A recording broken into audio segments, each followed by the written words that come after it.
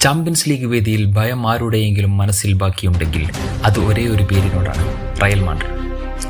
അവർ പിന്നിലായാലും അവർ തോറ്റുപോയെന്ന് തോന്നിയാലും മത്സരം ഒരുപക്ഷെ അവസാനിച്ചിട്ടുണ്ടാവില്ല. കഥ അപ്പോഴും അവർ എഴുതിക്കൊണ്ടിരിക്കുകയാവും. കാരണം അവർക്കറിയാം തിരിച്ചു വരാൻ. അവർ ഉയരും. കാരണം അവർ ട്രോഫികൾ നേടാൻ വേണ്ടി കളിക്കും. കിരീടം നേടുന്നത് പതിവാക്കിയവർ. The real Real.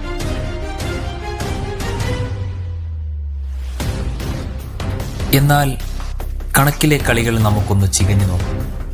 Bayern Munich ബുണ്ടസ് ലീഗയിലെ ഒരു സീസണിൽ ഏറ്റവും കൂടുതൽ ഗോൾ നേടിയ റെക്കോർഡ് തകർത്തു കഴിഞ്ഞു.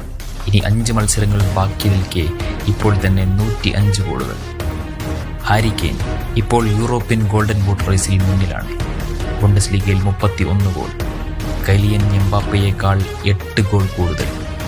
Champions league round of 16 Bayern അറ്റ്ലാന്റയെ ആകെ സ്കോർ തോൽപ്പിച്ചത് 10-2. 2 അഗ്രിഗേറ്റിലുമായി തോൽപ്പിച്ചത് 10-2.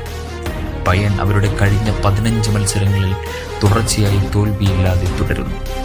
എന്നാൽ റയൽ മാഡ്രിഡോ കിലിയൻ എംബാപ്പെ ഇല്ലാതെ കളിച്ച 7 മത്സരങ്ങളിൽ 6 ജയം നേടി. എന്നാൽ അദ്ദേഹം തിരിച്ചെത്തിയ ശേഷം തുടർച്ചയായി 2 തോൽവികൾ ടീമിന് നേരിട്ടു.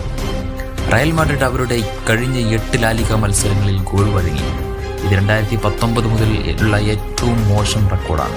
കൂടാതെ അവരുടെ കഴിഞ്ഞ 6 മത്സരങ്ങളിൽ ഒരു ക്ലീൻ ഷീറ്റും ഇതുവരേക്കും നേടിയിട്ടില്ല എന്നുള്ളതും ഒരു വസ്തുതയാണ്.